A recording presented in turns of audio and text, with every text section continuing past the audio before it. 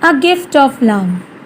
This is an excerpt from the story Eidgah, written by Indian author Munshi Premchand under his pen name Nawab Rai.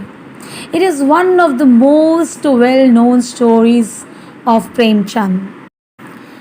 The story is about a 4-year-old boy, Hamid. On Eid, all his friends enjoy themselves at the fair by buying toys, eating sweets, and playing games. However, Hamid saves his money to buy something different.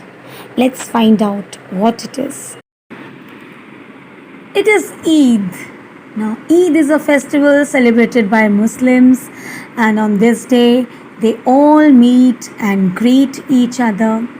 So, since it was a festival day, children are more excited and they look at everything with a happy angle.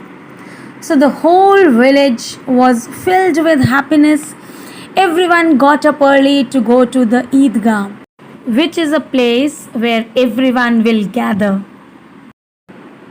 And the boys were more eager to go as everyone was talking about it for a long time. So they were restless.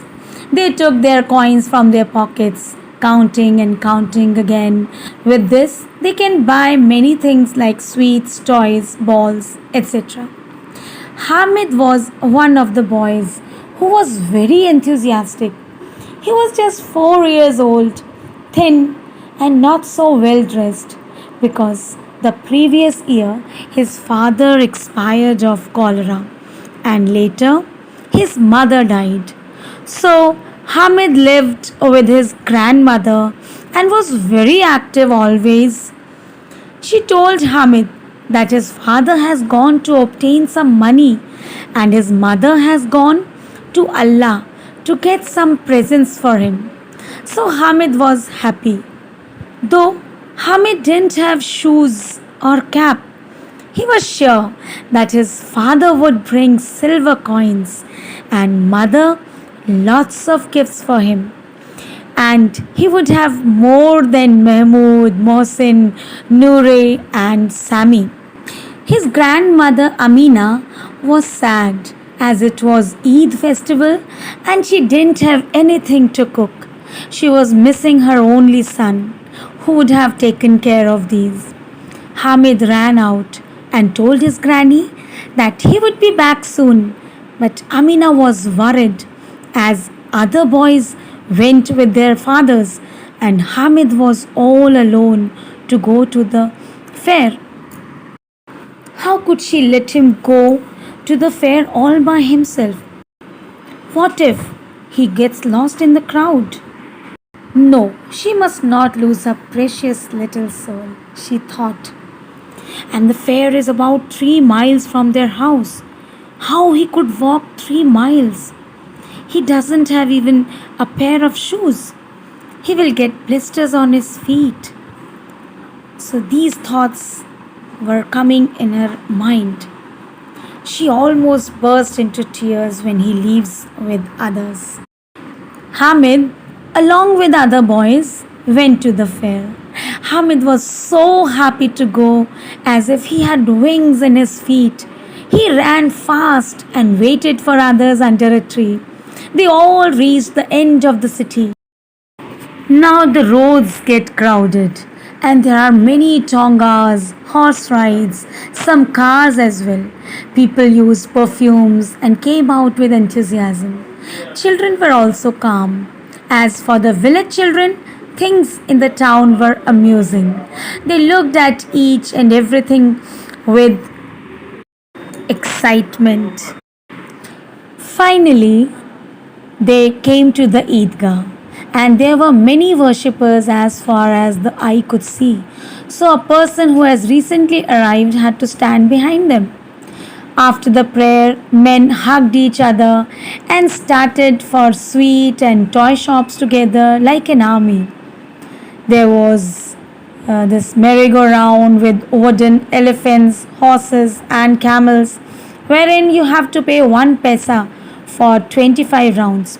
So Mahmood, Mohsin, Noore, and other boys sat on the horses and camels. Hamid did not sit on that, and he just saw them as he had only 3 paisas. He didn't want to waste money by going on a merry-go-round, and that too they just finished it soon. Now they went near toy stalls, which were on either side of the road like a row. There were several toys like soldiers, milkmaids, kings, ministers, washerwomen, and holy men, etc. Hamid's friend Mahmood bought a policeman in khaki with a red turban and a gun. Another Mohsin bought a water carrier, and Noore bought a lawyer. It cost 2 paisa each, and Hamid had only 3 paisas, and he cannot afford to waste it. That two toys might break if dropped or lose color if a drop of water fell on it. But he wanted to hold them for a few minutes. Now comes the sweet shop. Some bought sesame seed candy, others gulab jamun or halwa, and enjoying it. Hamid did not. There were some hardware shops and jewelry shops next to the sweet shops, but the children were not interested in it, so they walked past. But Hamid stayed. He thought of his grandmother. She didn't have a pair of tongs, and whenever she cooked chapatis, her hands were burnt by the iron pan. He thought of buying these tongs for her, as she would never burn her fingers while cooking, and it will be useful always.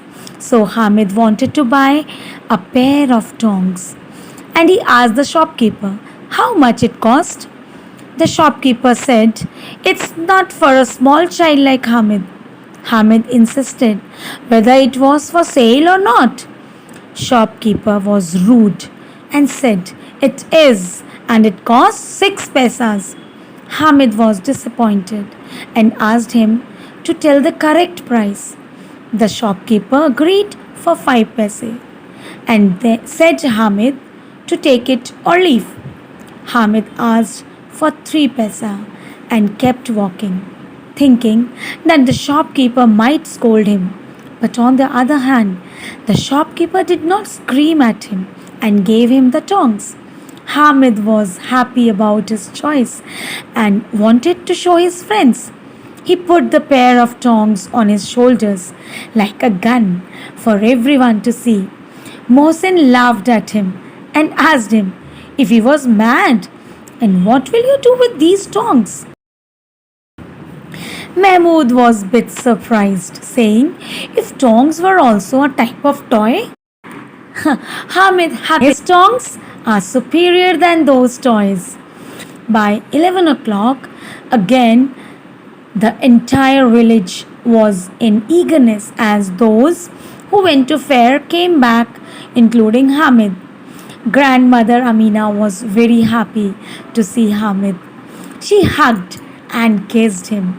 She saw the tongs in Hamid's hands and asked about it, the cost of it. He told her that he bought them for 3 paisas. Grandmother was worried that Hamid had left long back. He did not eat or drink from that time and asked why he didn't buy anything to eat instead of tongs. Hamid said that he bought the tongs for her so that she would not burn her hands anymore while cooking. Grandmother was too touched by his concern for her. It was the most precious thing than a bags of silver. She was deeply moved by Hamid's selflessness. Big tears fall from her eyes. She hugs him as if they were never to be parted for life.